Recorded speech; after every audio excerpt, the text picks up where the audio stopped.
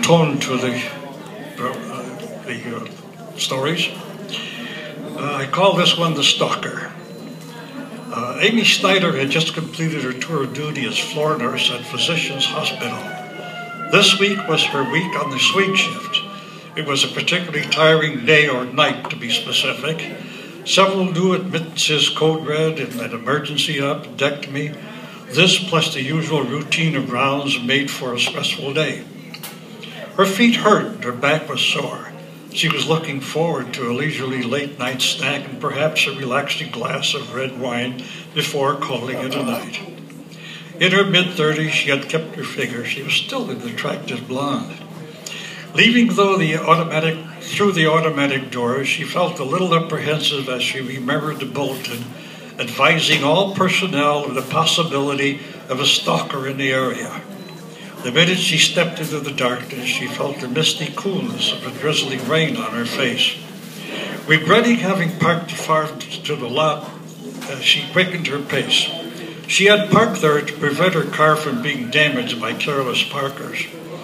The darkness, the rain, and the thought of the stalker made her a little more anxious. She walked a little faster toward her car. The rain began to soak through her uniform. She hurried on, skirting around the rows of parked vehicles. She thought she heard a noise over the patter of rain on the pavement behind her.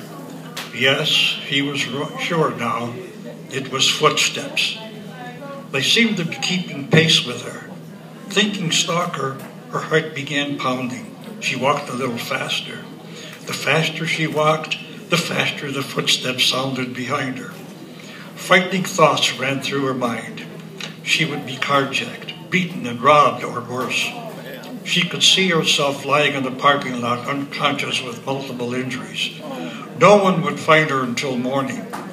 Searching through her purse for her car keys, she increased her pace. The sound of footsteps seemed to be drawing closer. A few yards from the car, she started to run. Just as she reached her car, a voice behind her said, "Let me get the door for you." Her heart pounded loudly in her ears now. Her whole being quivered like a trapped animal. The stalker. She was sure he had her now. Turning to defend herself, she faced a tall, well-built man wearing a wide-brimmed hat over his eyes. Her voice shaking, she said, "One step closer, and I'll scratch your eyes out." Oh, my. "No need for that," the man said as he flashed a badge.